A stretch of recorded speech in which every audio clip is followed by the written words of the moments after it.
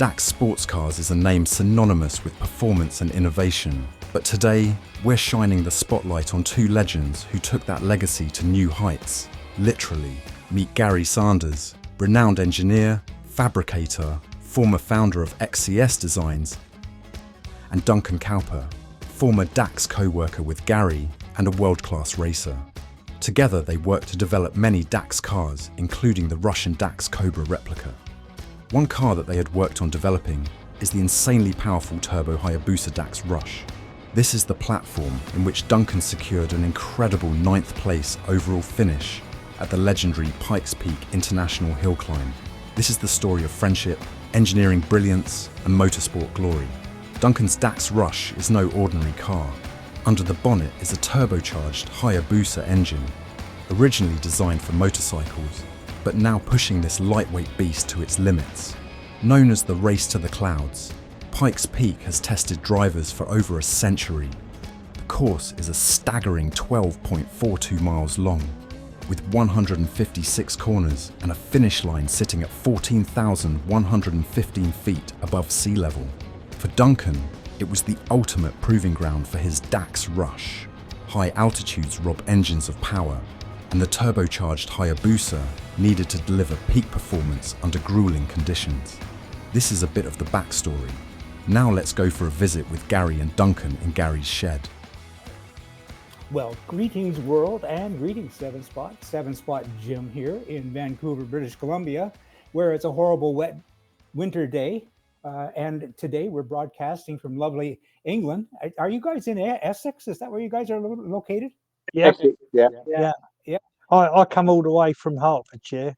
Okay, there you go. On the border. About a mile. So today we've got a feature especial because we've got Gary Sanders and Duncan Cowper.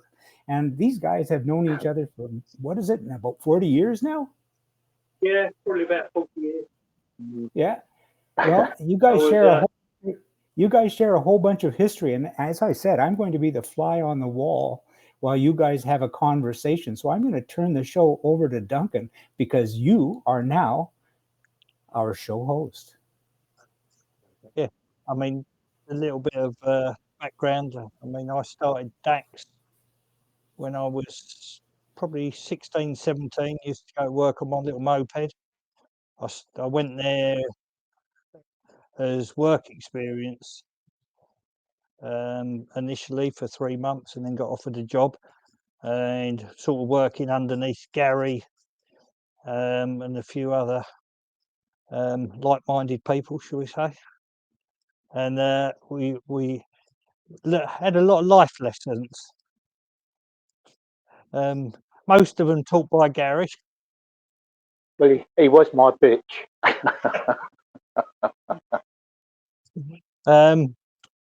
Yeah, we had a few near-death experiences over the years. So ranging from in cars, oxyacetylene bombs, being hung up by my ankles and jet washed and left there for lunch one time, and then to making all sorts of weird and wonderful contraptions. But yeah, I mean, you know, just being there from years ago when Gary was off-roading, really, going there in the evenings and watching them sit on the floor and draw around themselves to work out how much head height they needed for a roll cage, getting bits of card out and board and sketching a chassis out on the floor and then sort of going off and cutting. It was a bit like the A-team. They'd go off and there'd be loads of sparks and grinders and welders, and all of a sudden the car would come out, a bit like Chitty Chitty Bang Bang.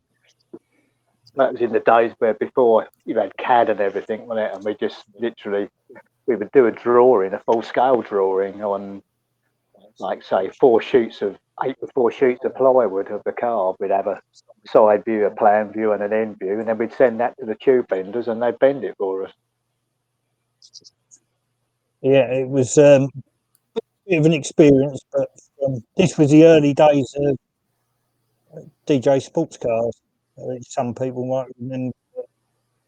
We had kits like, I think they called a Charger, We had the, what was it, the California, which was like the Pulse Speedster copy with the big arches. That one particular test drive, me and Gary went out and nearly ended up upside down in that because it took off at the front, going over one back bridge and the air got underneath it. It'd actually go faster in third gear than it would in fourth gear because of the gear in it. Early Cobra, which I think was the burgundy one. Yeah, With the had a silver stripes. 302 Ford in it. I used to think it was really fast, but I can remember someone chasing me in a small Escort and actually beating me. It was just a horrendous thing to drive, where it had so much bump steer and everything was wrong on it. Because back then that was all Jaguar based. Ah, yeah. So that was on a sort of ladder frame. It was a chassis that was made by a guy called Pat Hansen, and he supposedly used to build single-seater race cars for people. I can only think that the cars he built didn't have any suspension travel, because as the car moved up and down, so did the toe on the front of the car. It used to go in and out, and so badly that you just couldn't. I remember even going up a gentle uphill curve and hitting the cat's eyes in the middle of the road, and all of a sudden I was on the wrong side of the road. It was that bad. And that was the DAX demonstrator of the time. So yeah, you know, getting back to the early days of DAX or DJ Sports Cars, you know, as a lad, I used to go in, and in the winter it'd be light the fires up. But if I used to get in early enough, I used to be able to start all the cars up and reverse them out, you know, in the Cobras and that before I could actually drive, which was quite a treat. But one particular time, we used to light the fires with acetone, just because they were oil burns. So to get them going, you just get a little coffee cup of acetone, drop it in the bottom, and then just get a lighted rag and drop it in, but the more I got to do this, the bigger the cups of acetone got. To one point, it was nearly a full cup, and the rag actually went out before I got to the fire. So I went back, lit the rag again, and I got to about 4 foot of it, and it took the chimney out the roof, put me on my backside, burnt all my eyebrows off. So, yeah, I learned from an early age that you can't have too much acetone. That was quite a. But Yeah, what about the air guns where we used to pull the roller bearings out of the jag axle? So get a piece of steel point, connect it up to the compressor, bit of oil in the tube, fill it up with all these roller bearings, then fire it like a machine gun and smash all the windows in the building. Yeah, Gary made this sort of air rifle, I suppose you could call it, but it was more like a Gatling gun. And we started off with one bearing in there, and that went through a piece of steel or something, or alley. And that was quite impressive. And then I think Gary had the idea that what we could do is put sort of 5 or 6 of these roller bearings in the tube, see what that'd do. And he hit the switch, and I'm not joking, it was like a bomb going off. Took all the strip lights out, took all the reinforced glass out the spray bay, and we had to clean up a bit lively. But this was all when we was just left to our own devices a little bit. And then, it was a bit like a youth club, really, wasn't it? Rather than a business. I call it life lessons. I mean, you know, from when, you know, being in cars with Gary's got incredible car control. It's I've been in many cars we've been thinking, oh well, that was nice. We can have a big off here, and been in some ridiculous angles and think there's no way we're getting this back. And somehow, I'm going to say it was skill. Yeah, I think, and a lot of luck. So that's how I thought you should drive. And this was before I could actually drive. So from an early age, that was instilled into me. That's how you drive cars. So off we went from, I think I had a little Mark 1 Escort. It was like a little rally car that I used to have fun with. And obviously it was how sideways you could get it. But then more on the DJ Sports Cars with Gary. I mean, he was a big part. And then we had a chap called Peter Walker start at DAX. Yeah. Now, Peter, for anybody who knows him, rather large chap, looks like Father Christmas, which I always have a bit of fun at this time of year, saying he must be quite busy. And he always,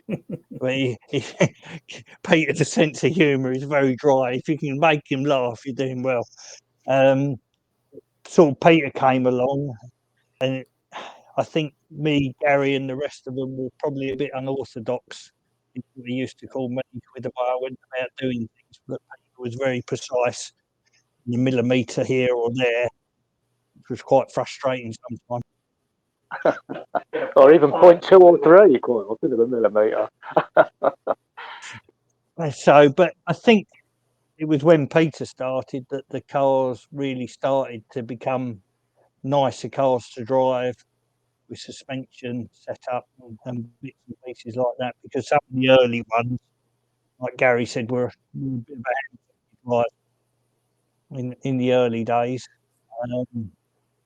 And I say Gary started off with the off-road buggies, which we used to do the all-wheel drive club with the Volkswagen engines in. And we used to actually have races at the kit car show. So I think I don't know who is it, Stoneleigh? Yeah, I look up there on the wall. There's a sales board we had at the shows back in. What year was that? Oh yeah.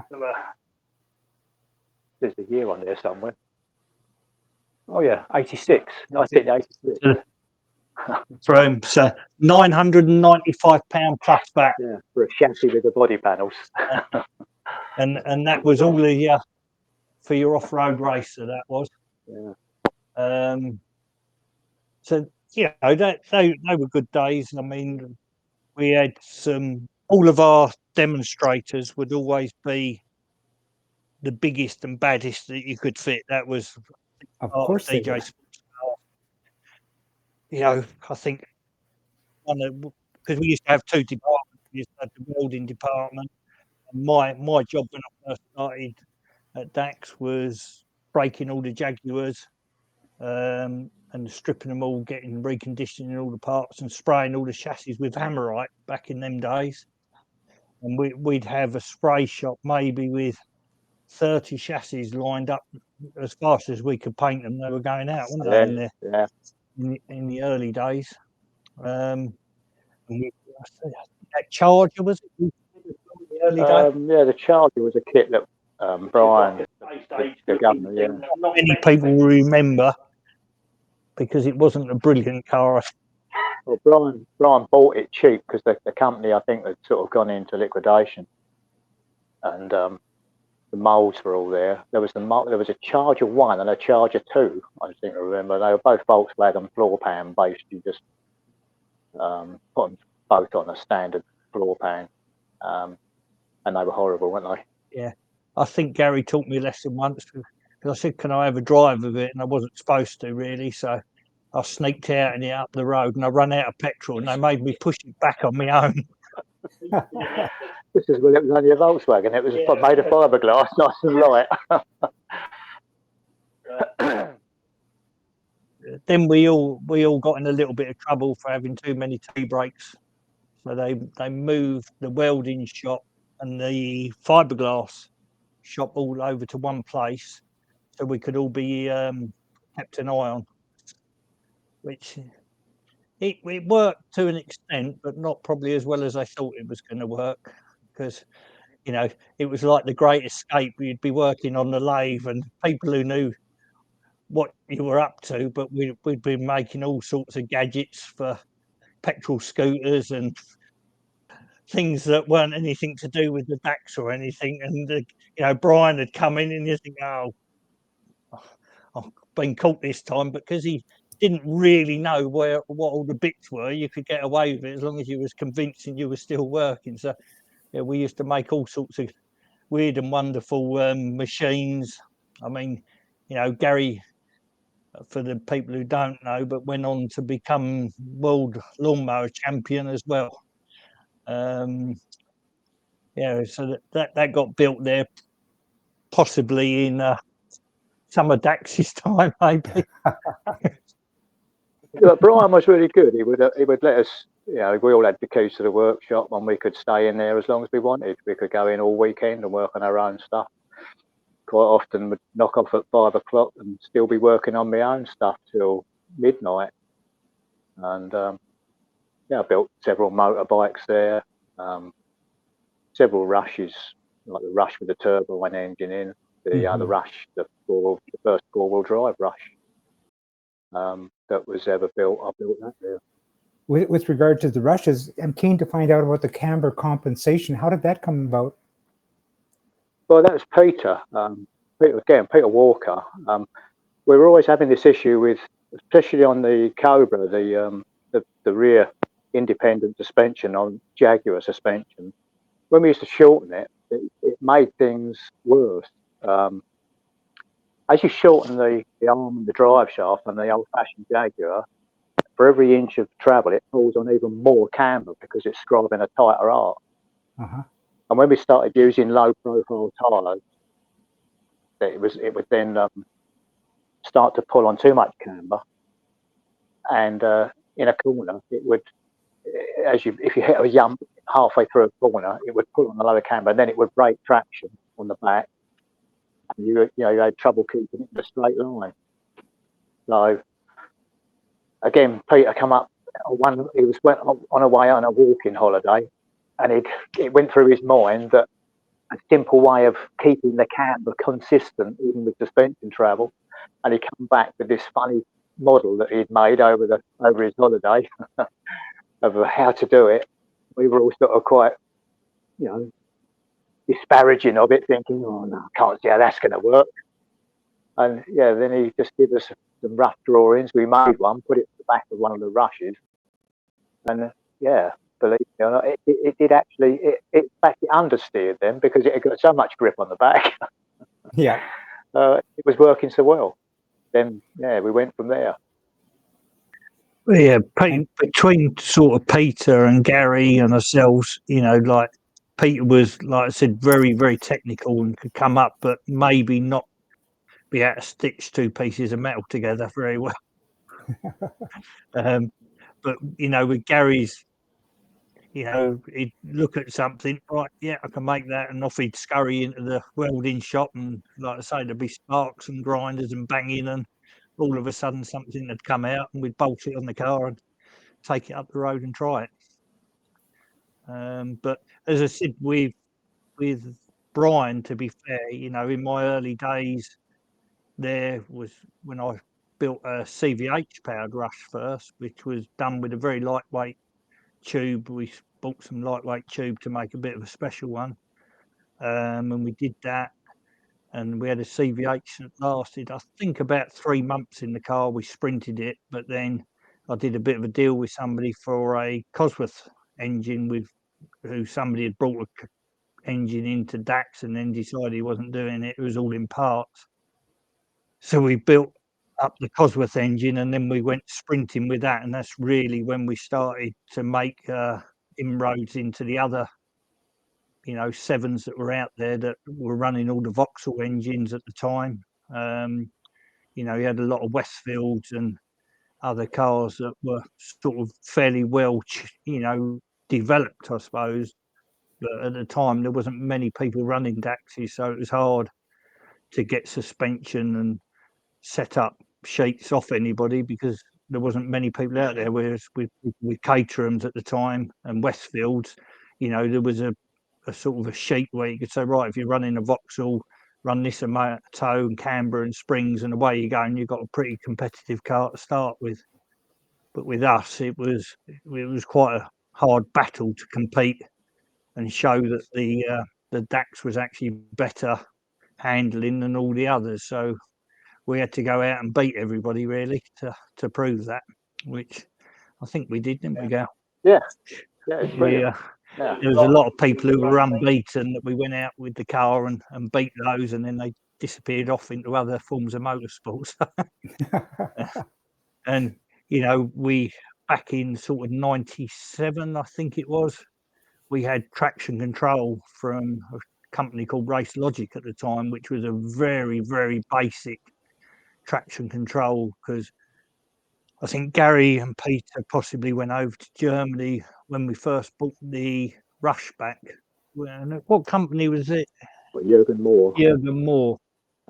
Who's the guy that originally designed the Rush and was selling it in Germany as a German kit. And he had it through TUV as well, so he could sell them legally, and you could get them on the road easy over there. But the first one that I went over there and test drove, it was Cosworth 2-wheel drive, independent rear end, but God, it was an absolute monster. It felt really fast. We borrowed it and we brought it back to England, and we used it as a demonstrator for a month. And I remember on one occasion going through Harlow with a potential customer in the car, and I pulled out to overtake a bus. And the next thing I remember, as I got beside the bus, I was looking at the side of the bus, and the car had spun sideways and then flicked back the other way, and then eventually I had to brake and pull back in behind the bus. It would just burst into wheel spin and throw itself violently into violent oversteer, just uncontrollable. And I think it was about 350 horsepower, weighed about 700 kilos, somewhere between 600 and 700 kilos, but it was probably the fastest thing we had driven to that point. And it did sort of scare me at first when I first got in it. So I think Gary took me out for a test drive in that, and I thought, need one of these. The Cosworth engine went in, and of course we needed more than 350. So I think we went for about 430 originally with my one, which was, and we did get, but that was the car that we actually put camber comp on the rear of that car. I think we tried it with a demonstrator, and then we put it onto mine to do that, and it all started to work. Was it the same one that later on we 4-wheel drove it as well, didn't we? Yes. Yeah, we did. I've done my... When Gary said we had the keys for the workshop at DAX Sports Cars, I had a set as well, and like I said, credit to Brian, he did never quibble about how many hours, well, not to my face, how many hours I spent in the evening building cars, and I would be down there, as Gary could probably tell you, from when I clocked off at 5 till, more than once till 12 o'clock at night, or Saturday, Sundays, just getting my car ready to go sprinting and just playing with bits and pieces. And then one Christmas, we sort of thought, well, we can't get any more power down with the 2-wheel drive one. Gary had built the 4-wheel drive car, and I think he did one or two of them, wasn't it? The green. No, we sold about, it must have been half a dozen.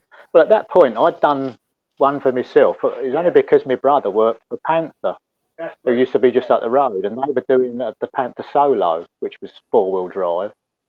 And somehow out the back door, I managed to get a gearbox, the diffs, and an engine. And I thought, I'd stuff this all in a rush. And once we'd sort of got halfway through it, then Dunk thought that he'd like one as well. So I think we did build one as a demonstrator for the company as well. In fact, we built two, didn't we? Because we had a Rover V8 one as well, which was actually one of the nicest rushes I've ever driven, I think. Because it had instant torque, and it was still about 300 horsepower, and it was actually lighter than the Cosworth, wasn't it? Yeah, that had a JE engine, John Hill's engine, and it was all dry thumped on Weber's. One of his ex-Dakar engines. And it was, you could really throw it at a roundabout and just sort of, as you lifted, if you turned in hard and lift off, it would almost lock 4 wheels and slide, and then you could keep it sliding just by stamping back on the throttle again and smoking all 4 tires off the roundabout. And that was, it's just brilliant fun, wasn't it? So like we had my 2-wheel drive, and it was coming up to Christmas. Fingers start twitching a little bit and think, what can we do for next year? We looked at my car and we decided we could 4-wheel drive it. So I took the engine out. Gary come across with the grinder, went straight through the chassis, through the bulkhead, went off with the front end and put it in the jig. I had the rear end with the axle still in it, and again sparks and grinders. Out comes a front end of a Rush that all had the diff. So what they did, the diff in a four-wheel drive Cosworth sits in the sump normally in line with the engine. So it's actually the drive shafts are in line with the front wheels and the engine sits there. But what they did at Panther was they took the sump out and they used a mini drive shaft seal and machined the diff, so the diff could sit remotely, so you could actually put the diff in front of the engine, so you could drag the engine back, which, you know, like people who will know with the Audi Quattros and things of the Group B cars, when they ran, they've got such a weight over, they tend to understeer quite heavily. Whereas with the Rush, we managed to drag the engine back. And if you actually look at a Quadra, it's very hard to tell that they are actually four-wheel drive. So over the Christmas, I think a couple of days, couple of weeks, engine back in. And then I think we eventually pumped that car up to just over 500 horsepower, that was. So that was the four-wheel drive car. And believe it or not, even when that got to sort of 70, between 70 and 100 mile an hour, when you was around that, you actually felt like the car would take some more power to be quicker again, because the transmission, and I mean, they are about 780 kilos, a four-wheel drive Rush at the time, which, you know, for what you had with sort of 500 horsepower was still, you know, we're talking back in 97, 98, you know, that was a fast car then. We actually took the 0 to 100 and stock world record with it. I mean, that used to do 0 to 60 in 3.15 seconds on road tyres. So it was a pretty quick car, that was. And it was a funny time when we actually went to Santa Pod to try and record the fastest 0 to 60 time. And the chap who'd bought my old car had brought that up. But we'd also taken I think it was the big block Cobra? Yeah, it's 454. It was a stock one. That was only about 400 horsepower. So we took that, and we took the demonstrator Hayabusa Turbo Rush as well. So we're all at Santa Pod, and all the other manufacturers are there, and they've put all the timing gear onto the car to record this time. And I said to Pete, have I got a free rein of what I can actually do to launch this? He said, yeah. He said, just get a quick time. So the trick with that was to really warm the tyres up and then launch it in second gear with a bit of clutch slip. And this thing, even to this day, Peter says he's never ever seen anything accelerate like it. It was like everybody was jumping up and down when I come back. You know, and I'm looking at Gary, he's laughing, Peter's laughing, and they've gone to the machine. And what they said was, because I didn't sit still for more than a second or something, so I warmed the tyres up, took the backlash out the transmission and launched it. It didn't have time to actually record the time. So I did it again and then promptly bust the prop shaft on it. So we never really found out how quick that car would actually go. But the thing behind this story was it was a typical me, Gary and Pete scenario. So I broke the Rush. So we put the Rush on the trailer that we took it up on. Gary's actually drove the Cobra to Santa Pod. So we're coming down the motorway and Gary's behind me and Peter's in the pickup truck with me and going along, and all of a sudden I see Gary waving at me, stop, below. So I sort of pulled onto the harsh. I said, what's the matter? He said, the wheel bearing just exploded on the trailer. He said it come down the motorway like an Exocet, like glowing red and smoking.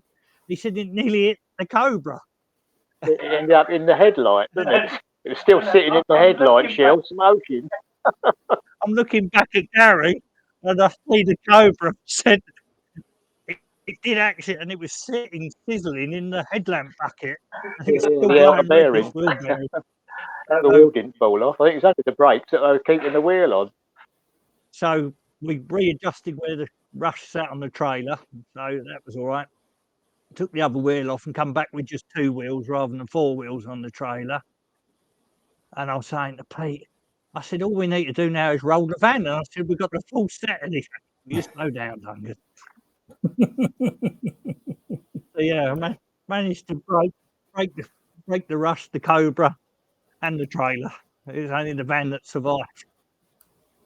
Yeah, but we used to go out on all sorts of brunting sort of test days, and that were really good fun, weren't they?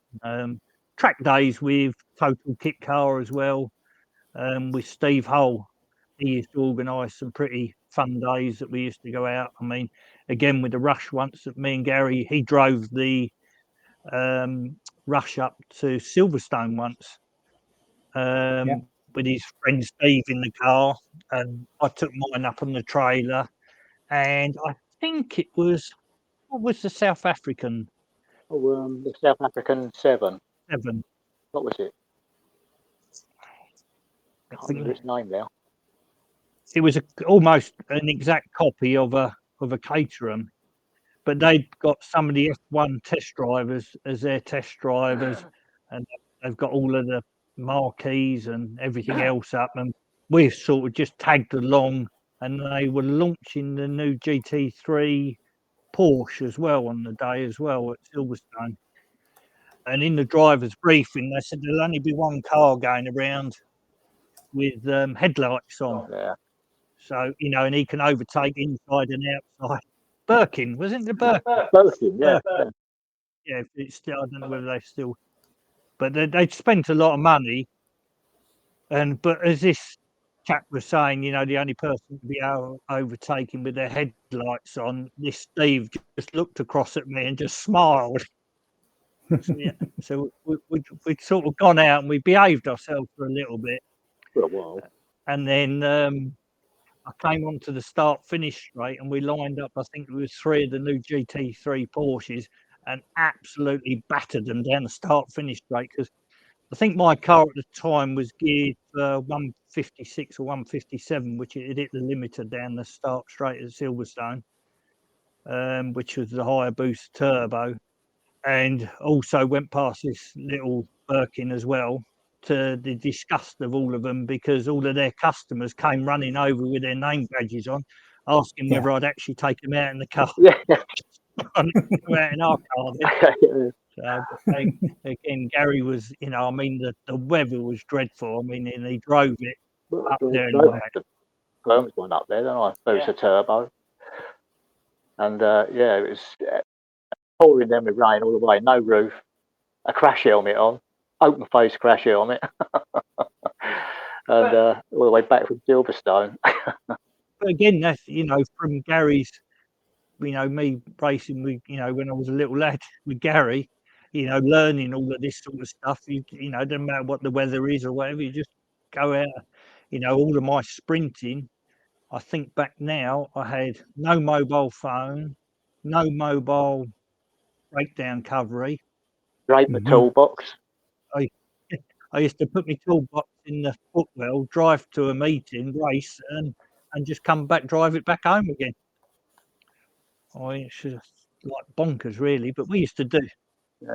And the thing was, Brian used to just let us, like, again, as soon as we built a new car, we'd have to get lots of miles on it, obviously, before we started selling it. And Brian would just let me do anything with it. I'd go take it home and rag it, go out all night. And he was paying for the petrol as well. I mean, with the Cobra, I can remember, you know, some days I'd go out, I'd fill it up 2 or 3 times and just out ragging it about around local back lanes and down the motorway, and just to sort of run it in and get it all sort of, you know, shook down, ready for being a demonstrator. And I really did have a dream job, and I think back on it, you know, and I don't think I realised quite how lucky I was at the time, to tell you the truth. I don't think Brian and Pam used to appreciate when we used to start the big block Cobra up in the showroom and leave black lines as we left with the customer, but it used to make us laugh. But yeah, I mean, the Kamala you had, didn't we? The Kamala was a lovely car. Me and the wife, we went to Belgium in it.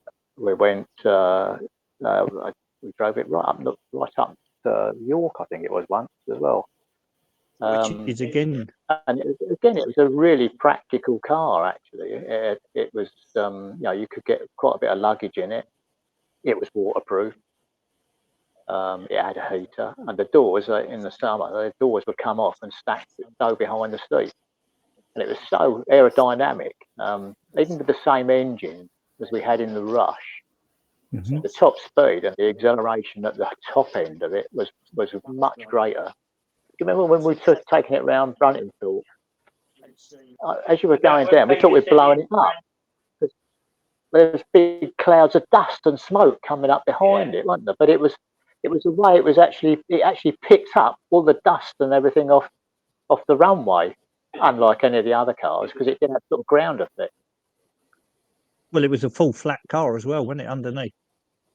But I think that was a day when Peter said we couldn't go over about 4,000 RPM, I believe, Gary. I think we misheard that bit. I think the limiter was brushed a few times. Trouble is with Cosworth, it did used to run out of puff after it sort of only had a power band of 1,000 RPM, didn't it? Well, I think, was it Elvington? We took the big block Cobra for a bit of a day as well, and I think some years before, it was Gary, I think, going down the M11 in a Kearns Richards V12 Cobra that we had, which sounded absolutely gorgeous. I mean, it was like an offshore power motor, this thing.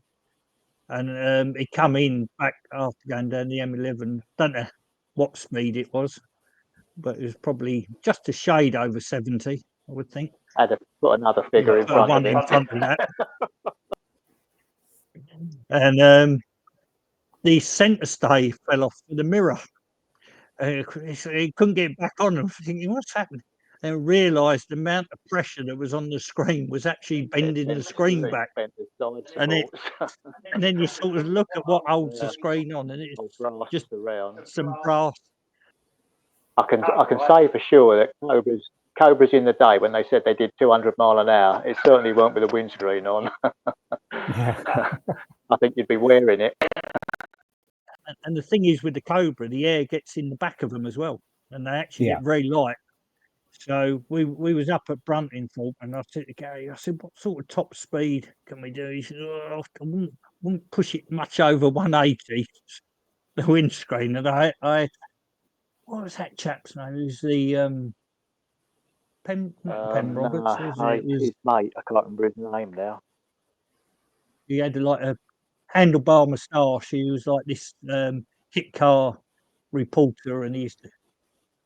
So I said, well, bring your camera with us, and we'll have a bit of fun down. And I think we was just about 180 in the Cobra, and it was just under 4,000 RPM with the big block. That was the 502 one with an 8-litre Chevy in it. That was a lovely car. But the fifth gear was so long geared, wasn't it? It was that was geared for 200 mile an hour, and he actually put a picture in the magazine of the 4,000 RPM, about 180 mile an hour coming down the straight that Bruntingthorpe that was. We actually went through one chicane really, really quick, which I wouldn't have attempted again because we only had about 2 inches of runway left on the exit. And this other chap there, he thought he took this pretty girl out in it and tried to do the same thing. And we just heard a big screech of tyres, black smoke, and here he ended up in the weeds with it. Come and shook her hand after. I don't know how he got through there that quick. But yeah, I wouldn't have attempted it again. But it was just things we did, when other sort of constructors were out there, you had to make yours look better than anybody else's. And then, as I say, with Gary again, I had 3 or 4 spurts at working at DAX or going to DAX. And it was one time when I was on my gardening leave, maybe. And Gary said, "Oh, you need to come down and go out in this." I said, "What you got?" He said, "Oh, this car is mad." And it was when they got the first Hayabusa turbo. And we had our little test track in Harlow. We used to go out past Gateses, round the roundabout, and there was a dual carriageway up the hill. This thing was sideways at probably 140 mile an hour, still going through the gears in 6 gears, spinning the tyres. And I Wow. don't even think we got to the next roundabout before I want one of these. It was as a demonstrator. That was almost everybody that got in it with me when I used to take them out for demo ride. They would at some point come back. I would think I had a 90% hit rate. Yeah, taking people out, 90% of them would end up buying a Rush just because of that car. It was such an impressive bit of kit. But it used to be the customers that come down and said, I've got this, I'm used to really fast cars. I've got a Capri 3 litre with like 150 horsepower or a 2.8 Capri, or, they've got these dragsters or something they thought was quick. And you take them out in the turbo booster, or even if you took them out, because at the time we had an aspirated couple of We did had a little ZZR 1100 car, which was such as much fun because it was so light. And I had a Fireblade one, which was actually, I built it for myself, and that was the first bike engine one that was ever built. Rush. Was that the yellow one? Yeah. And I did that. Sort of somebody just give me an engine, and a really early 883 one.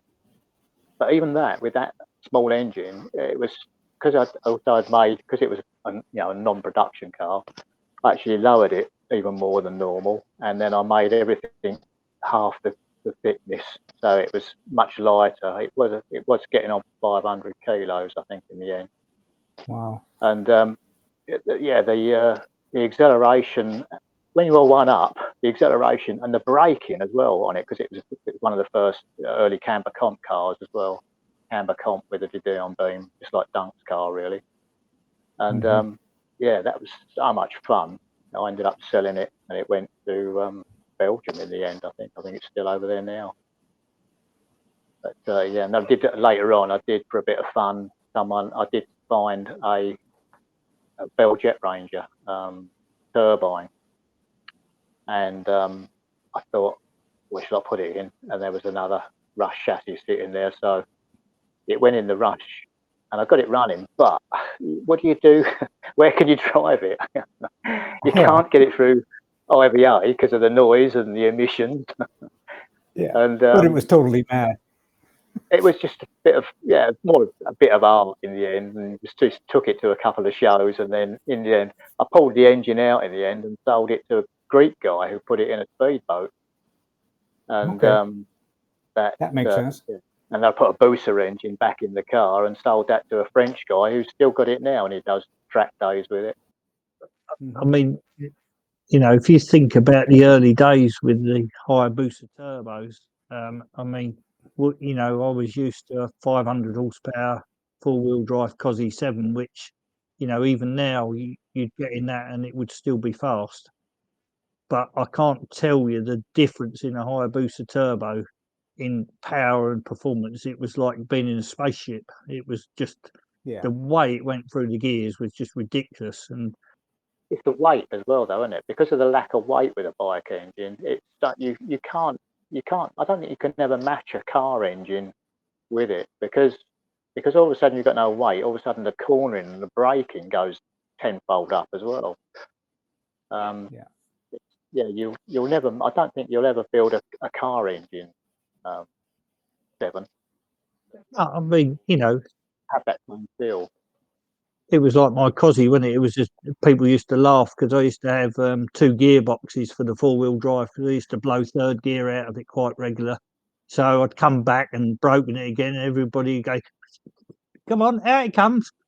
Because all the bolts used to undo themselves almost. So, and the Cosworth, when you run it hard, even with the right bits in it, they are quite fragile when you get over sort of 500, 550 horsepower with them. And the boosters, some people say they're fragile, but when you think that engine was designed to pull 180 kilos of bike along with 170 odd horsepower, with a patch of probably an inch or so, for tyre, when we were running 10-inch slicks, so 20 inches of slicks in a 500 kilo car, And I think the most we see with my one when we did wind it up a bit was around sort of just under 500. I think it's 490 horsepower at the wheels. So it was just over 500 horsepower when it was at its most powerfulest. And you are going to break things, but the thing is the engine is so well. I mean, even with the problems you have with them, it still doesn't. I mean, I've probably broke every single part you can break in a Hayabusa over the years, but still, it's such an incredible engine. And It is. and the way and speed and the money you have to spend to get that performance, there's not another package out there, I don't believe, that rivals the Hayabusa engine at the moment.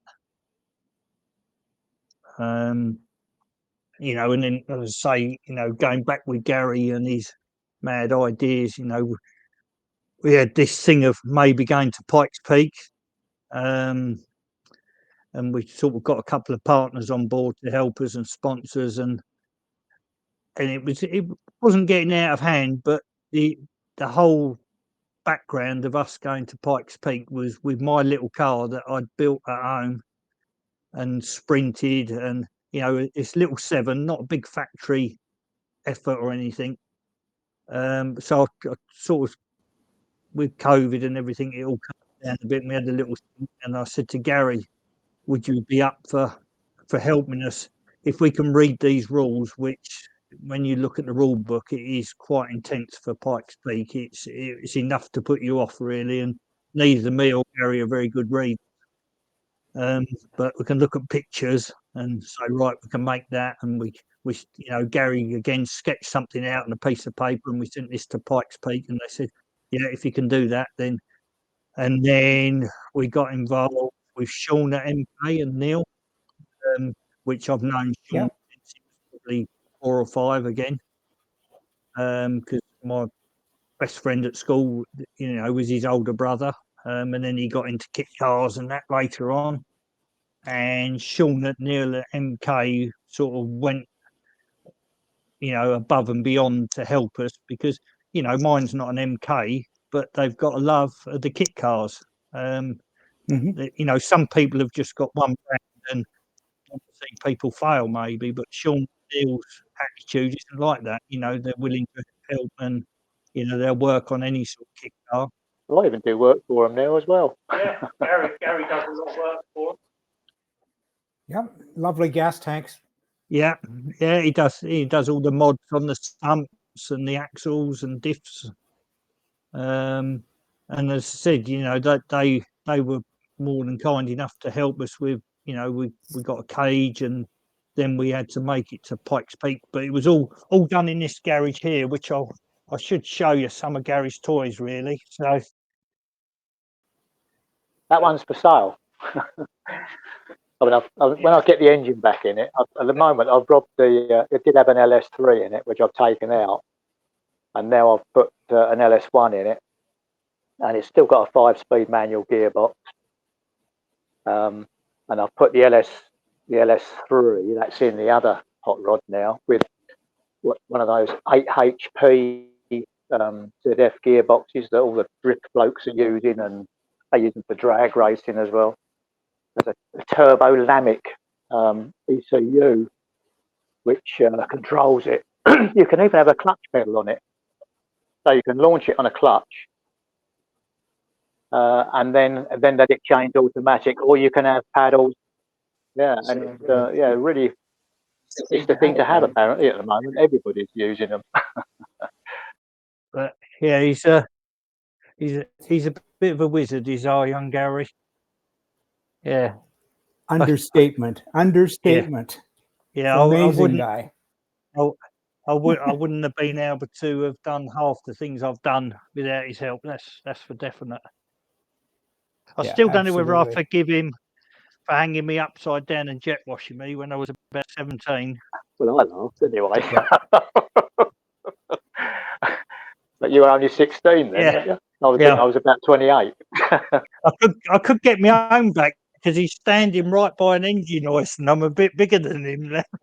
I know that you went to a great deal of trouble to get the car organized, and then you shipped it over there, as my understanding. And how did I know you made 2 trips that I'm aware of. Yeah. How did you tell us about the results? Well, I first went out 2018 with a chap called John Edwards from Alcon, who took me out for my birthday, because through another chap, I mean, I've always liked Pikes Peak. Rod Millen's always a bit of a hero of mine. Mm-hmm. You know, the way he drives and everything else, he's flat out. And so for my 50th, I got invited out to Pikes Peak, and they were looking after the Volkswagen IDR, which took the record with Roman Dumas, which was the electric car. So that lowered the record. You know, nobody really thinks that's probably going to get beaten now, because the road with the ice and the heave is very bumpy now. I think when Loeb did it, they actually re-tarmacked the track overnight, Peugeot, to get, you know, when Loeb, I think he did an 813, I think Loeb did in a petrol car, which is still the fastest petrol car up there. So it was amazing to be out there. So then a year or so later, I think it was 2018, I first went out. Then John said, you know, do you fancy going to Pikes again? I said, yeah, I'd love to. And then he said, no, do you want to run at Pikes? It's not possible. Yeah, let's see whether a couple of club guys. So there was basically me and John, and then Jack from Whole Shop Racing came out with us. So there was 3 of us.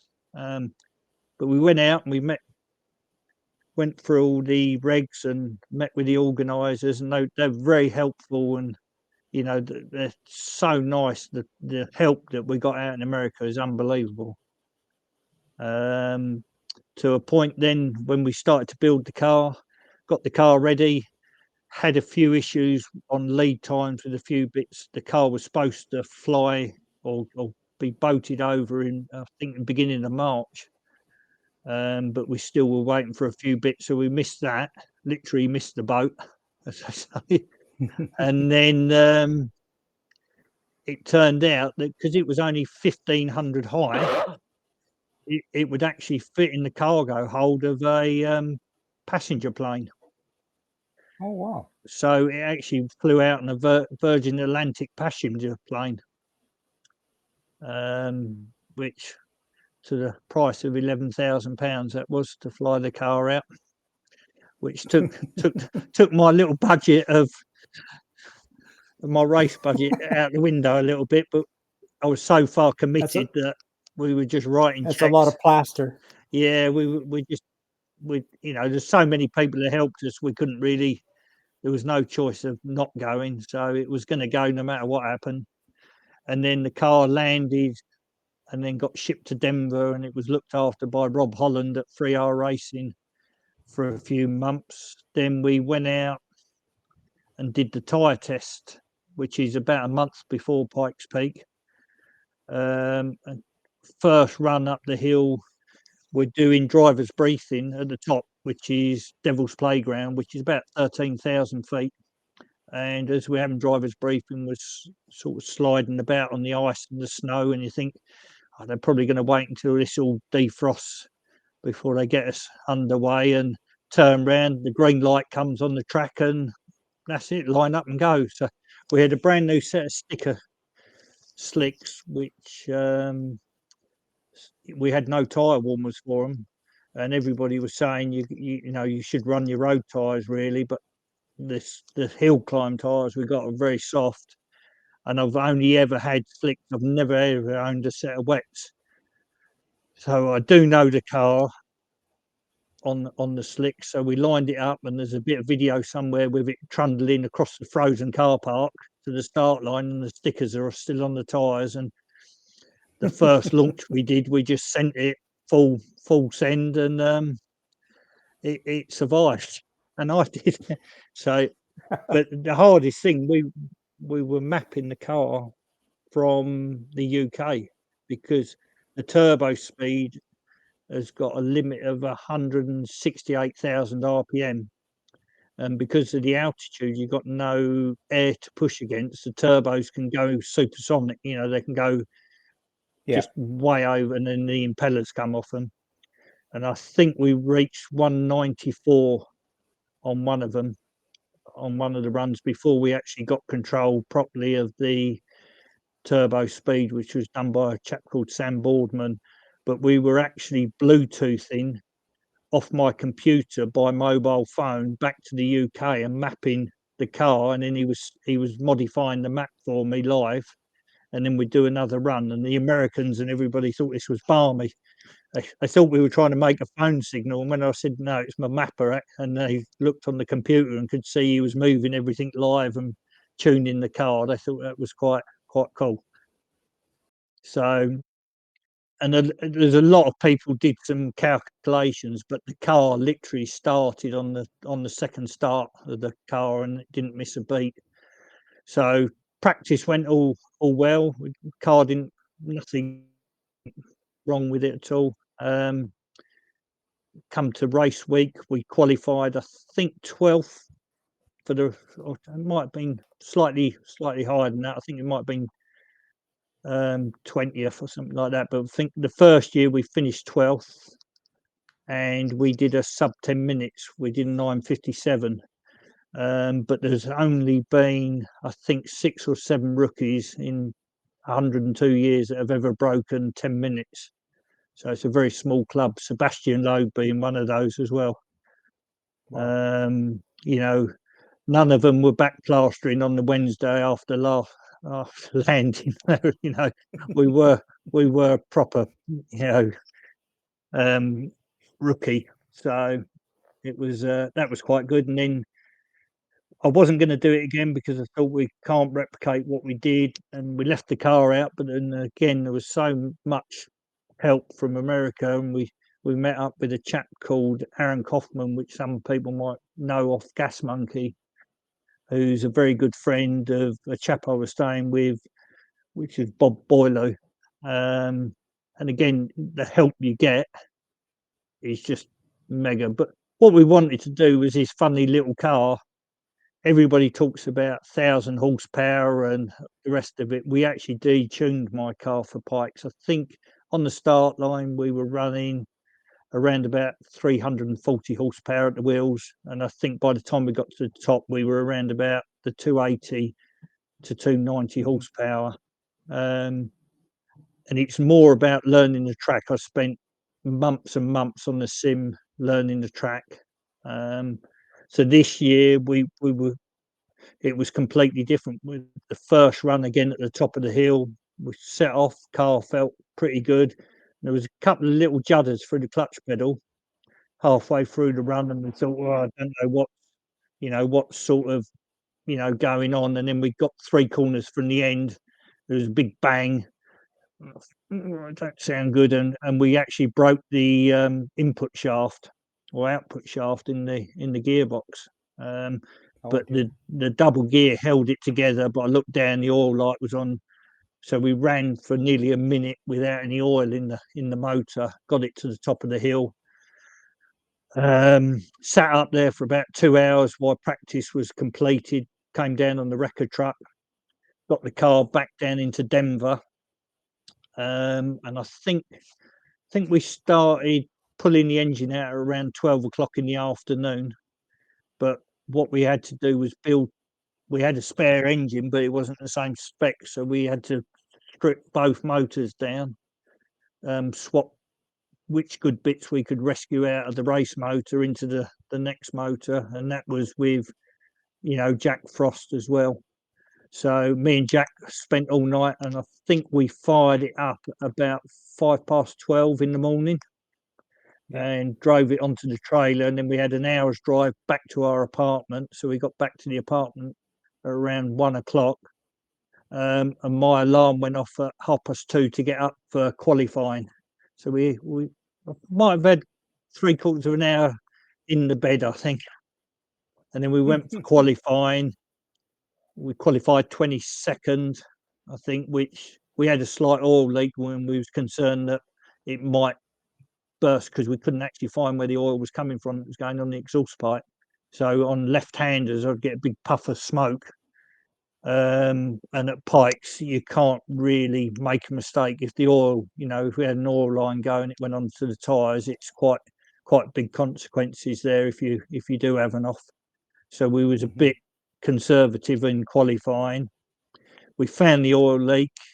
Then we got up for practice for the middle section, and it got cancelled because of snow and ice. So we were in the truck ready to go at sort of 2:45 in the morning, because you have to be on the hill very early for practice, because they give the track back at 8:30 to the park rangers, because it is actually a toll road. So at 9 o'clock it's open to the public, and if you're not in your trailer, car loaded and moving by 8:30, it's around about $1,000 fine for not being moving. So what they do, they start qualifying at sun up. So around about 5 o'clock in the morning, qualifying and practice actually starts.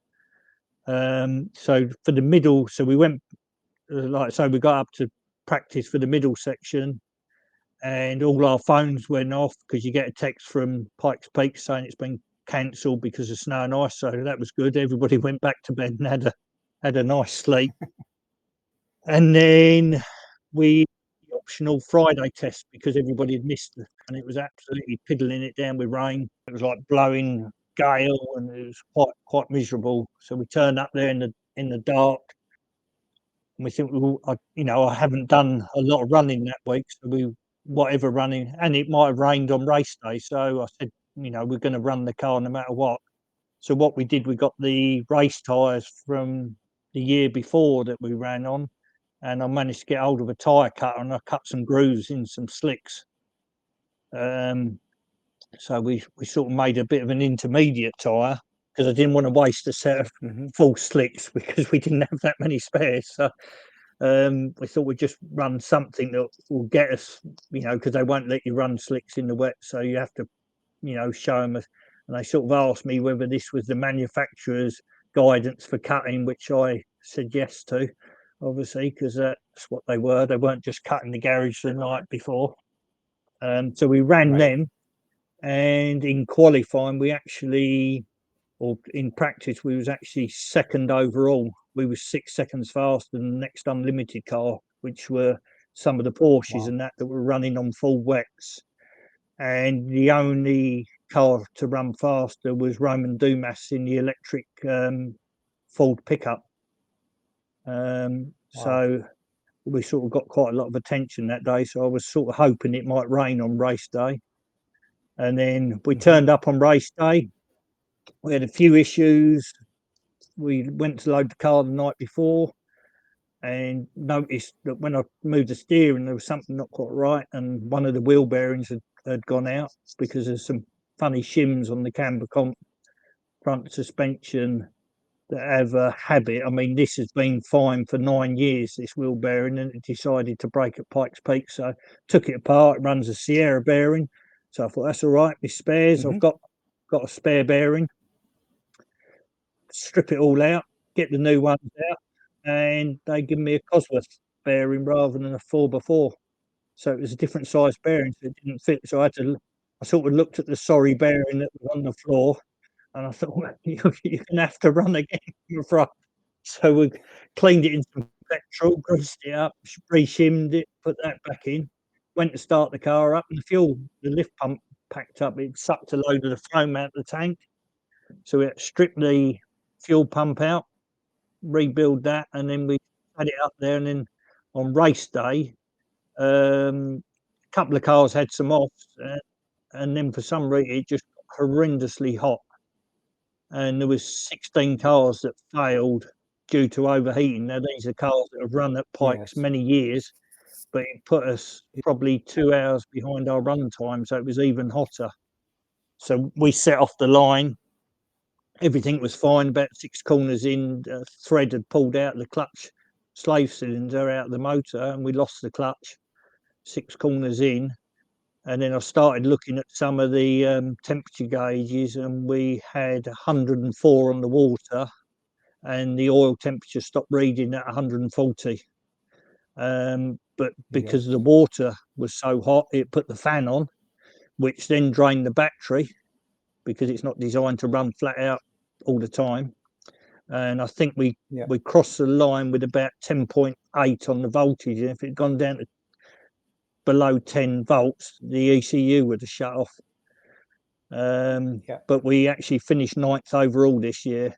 Out of everybody, we did a 10:03, which is slightly slower, but from practice times it looked like we were going to be in the sort of 9:30s to 9:40s. But it's, again, you know, so many people say it have been to Pikes, you're racing the mountain and the mountain decides. You can have the best prep. I mean, the electric Ford van, if anybody had watched the footage from this year, it actually stopped for about 16, 17 seconds. It shut itself down on its race run. You know, and I dread to think how many millions goes into, you know, what they spent there. They must have had 30 mechanics out there, you know, looking after the car. But funny thing was, at FanFest, there was a couple of chaps standing around the car with full performance T-shirts on, and I knew they were obviously with a super van. And I sort of, you know, chatting with them. I said, oh, we've been watching some videos of this last year of it going over the bumps, and they were looking at the suspension. So I took the bonnet off, and they were absolutely mesmerised that it didn't have any anti-roll bars on it. So that's a real credit to Peter and Gary, because without them two, you know, we wouldn't have had what we had to run at Pikes. And, you know, he's very underestimated. You know, it's a shame that it never really got taken on. I mean, we did take one of the cars to McLaren years ago when we was at DAX. One of the other chaps there took the car, and a friend of mine works for McLaren, and he rang me up one day and he said he was going through some paper. He said, do you ever bring a car up? I said, yeah, some years ago. And he see the report on it, but I think they got around the patent by doing it hydraulically because they couldn't get the crossbars in because of the luggage areas and that. But basically, the road car McLaren does a very similar thing to the camber comp suspension. Oh, I didn't know that. There you go. So yeah, but it didn't help that he ran it out of petrol on the test either. He didn't. But yeah, they actually had it up there, and that was at Dunsfold, where the Top Gear track is, which I actually borrowed a customer's car years ago, which was a Busa Turbo, and we actually had the fastest wet lap round the Top Gear track and matched the Stig at the time, which was in the Koenigsegg. We actually equalled his time. You know, so well, congratulations on that too. TVR did. TVR were going to build. They actually did start building a camber compensation car, and Peter was in talks with them, and they were going to produce a camber comp car front and back. But yeah, they went. That was just before they folded up. Just Peter's luck, really. But both these hot rods are camber compensation front and back. Yeah, I don't know whether even this one that I want to sell, that is, in fact, it's the same dimensions as a Rush, as Duncan's Rush. The actual track and the wheelbase, and all the I-arms and bits, I built them in the same jig, but just made them heavier material. And the chassis, obviously, the chassis is built specifically to the body with a roll cage. It's the perimeter shape of the body. Okay, I keep saying to Gary, with this sort of steering angle, we need to go to Pikes Peak with this and get a hot rod up there. Oh my! This one I've done it so I can do a bit of drifting in it later when with me. Don't believe everything you hear, Jim. He couldn't drift to save his life. Also got the same board shocks, more or less, that Dunk's got on his Rush. This one. Yeah, because I think that was the latest generation of the Rush. Was we actually did a couple? I think there's about 2 or 3 actual cars that exist with the inboard shocks, and then obviously we was going to put it on the rear as well, so we'd have a front and rear engine, or not rear engine, but a camber comp front and rear. Because these are front and rear, and again the traction when you dump the clutch when you're pulling away is so much better again than like a DD on beam even, because you've got it's totally independent. Whereas on the DD on beam, you still get a bit of shock load if one wheel hits a bump, because it's a common pole with both wheels on it. You still do get a bit of a shock load over to the other wheel, and it will upset it a little bit.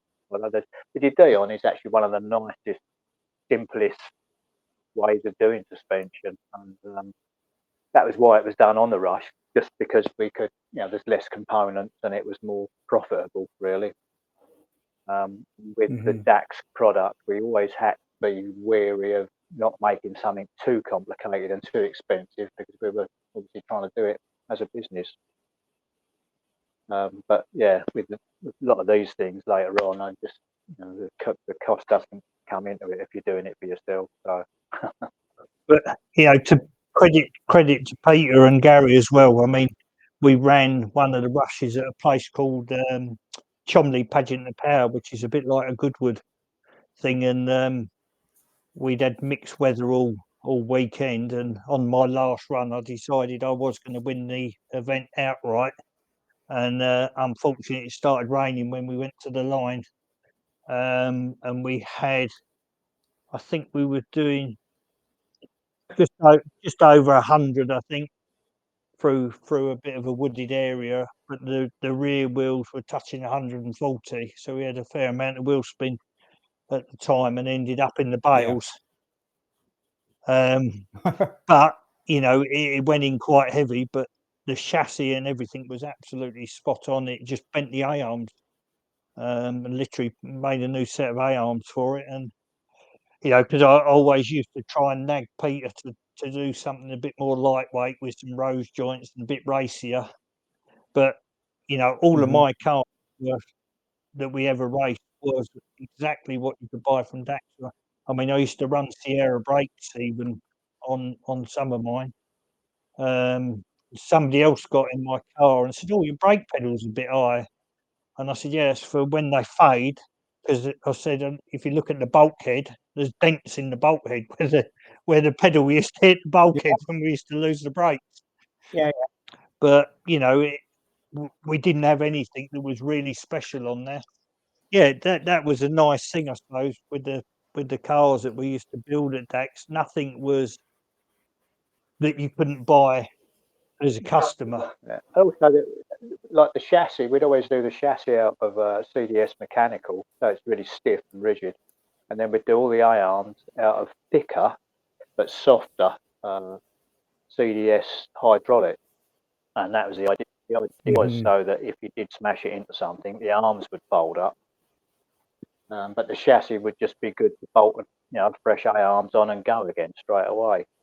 So the Rush was never the lightest 7, but always the most reliable. I bet you won't find someone that's had a crack in the chassis or an A-arm fall off, whereas a lot of the other kit, you do hear some disaster stories. Yeah, especially when they're using rose joints holding their A-arms on. Quite often rose joints will snap, arms will come off and do further damage to the rest of the chassis and everything. But that's never happened with a DAX of any description. I mean, Gary can probably pay testament to when we put some proper brakes, the Alcons on the brakes, and I ran the slicks on them, and I took him, I think, round Brands Hatch, and we're coming to the hairpin. I mean, the amount of braking force, because you've got the camber comp, you've got the full contact part of the wheel, so you can actually brake as you've got turning on, which normally on a standard car, as you turn, you pull more camber or caster on, so you go to the inside of the wheel when you snatch your brake. Whereas with the camber comp, you've got the full, you can absolutely bury the brake and still have a bit of turning on, which is quite unconcerning if you're not used to it. Yeah.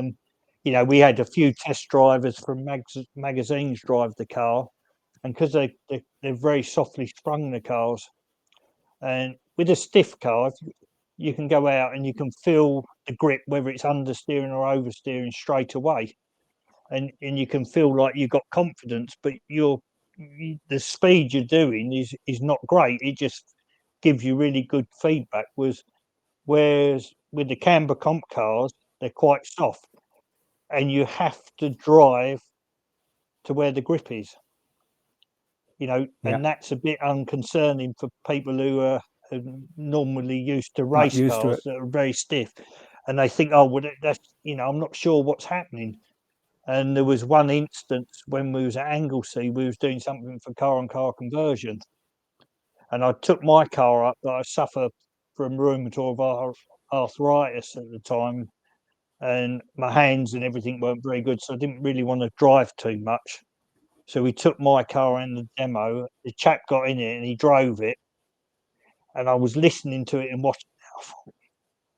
That's not going as fast as it could. So I said, you know, is it all right if I go out and have a go in it and just, you know, see what time I can do? And I actually beat his time. And this chap was Mark Hale, who's an unbelievably good driver in TVR championships and everything else.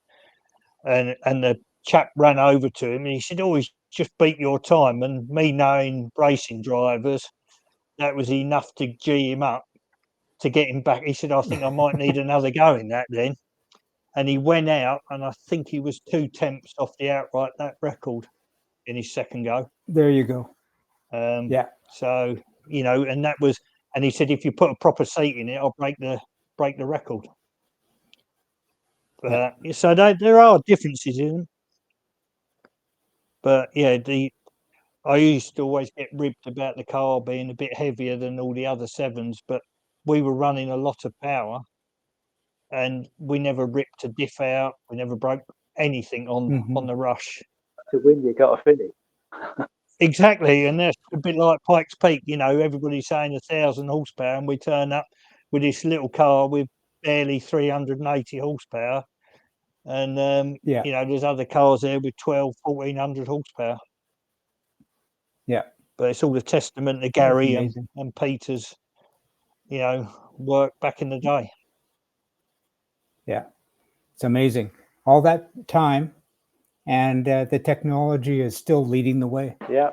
Well, as I said, I mean, you know, I think my car in '97 or early 2000s, I could, you know, still roll that car out, and it'd be quick. I mean, this one we've got has never really been altered from the day that we actually first built it.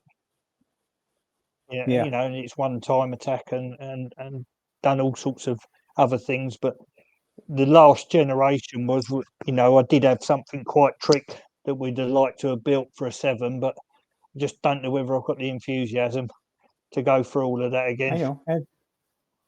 And I remember seeing some interviews, and they'd ask you what you've done to the car, and you tell them that I put fresh air in the tires. There wasn't any lie. Fresh air in. Yeah.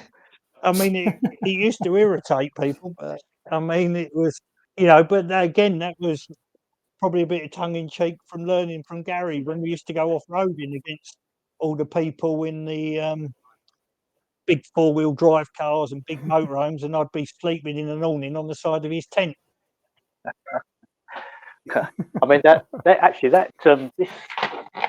this car here, you see that one in the picture. Yep. Where is it? There. Oh, can I get it out there? I can't see it. Not quite. Okay, Slide it the other way. There we go. Yeah, that one there. That I built that. Oh, that's 30-something years ago, and it's still being raced in the all-wheel drive club. And that No was kidding. a really light car. That was just over 500 kilos. But it's the matter of, again, the DAX tech, you know, the DAX thing of building something that's going to just last forever, not necessarily the lightest. And that I've got so many trophies in that car. every time I went to a meeting, I come home with a trophy, and every time I went to a meeting, I finished. Whereas a lot of cars in the all drive club, bar as they were, you would, out of 100 cars started, you'd probably get less than half of them would actually finish the event, because most of them would break during the day, just with the rough terrain and driving them hard. And that learnt me a lot, really, with just making, not so much on the handling side of things, but making a structure that can take punishment, and how, making something as light as you can without it falling apart. It was really good. But it's not all about money either. To build my first Rush, I actually sold my go-kart. So, me and Dad used to do go-kart racing, and it was getting a bit expensive. So we sold our go-kart setup, and I went down and put a deposit on a Rush chassis. And then we built that up at home in the garage. Which was my 1600 CVH one. I mean, I am horrendously dyslexic and wasn't very good at school or anything like that, but it sort of proves if you've got a bit of determination and you want to do something, you can think out of the box a little bit and go and achieve things that it doesn't matter how clever people are and how much money they got, that they might not get there because they haven't got the passion. This is me and Gary 40 years later after we first met, still tinkering, which is balmy, really. I thought Gary was an old bugger when I thought. Well, you brought me full circle, Duncan, because that's why I wanted to bring the two of you together, because I knew that you had the 40 years of history. And look at this, you've given us 1 hour, basically an hour and a half of your time. And if I were to be an honest man, I'd probably say your battery on your phone is going to expire any moment. No, well, we can take some of the good bits out, but it is about that, like I said, it's, kit cars is, I've not got an affinity to anything. It was just I could only afford the DAX because I worked there. If I'd have built a Caterham and done Pikes Peak with a Caterham, I'd probably be sitting on a very expensive car now. But again, it's proved that, some people just didn't get it, that why don't you just build a new car for Pikes and make it better than, but it wouldn't have had the history that my car had. And one of my favourite films and a bit of inspiration is The Fastest Indian with Burt Munro. Which is why we run number 35 on the car. And it's a bit like that, he went across to America with his bike to go and have a go at Bonneville. Wow. Which is quite a good feel, that one. Absolutely amazing stuff. Guys, can I put us all back into the picture here together? Yep. There we go. Because I'm afraid your battery is going to go any moment. We've been on for an hour and a half, but guys, this has been absolutely fabulous. And what can I say? Thank you. Thank you very much. Thank you, Duncan. And thank you, Gary, because, we've wanted to do this with you for a long time. And I know that you guys are both busy. So thank you from Seventh Spot for doing this with us. It's been a pleasure. And hopefully you just pick some nice bits out and won't bore too many people. No. I think that there's people will be riveted with pretty much everything that's there. You're quite right. I'm going to do some editing, and with your good help, I'm going to throw in some pictures from your past. If you can dig them up on your hard drive, and we'll have something to look at. Right. No problem. And okay, I'm going to say adieu, and I'll say thank you again. But please stay online until this totally gets uploaded to the server.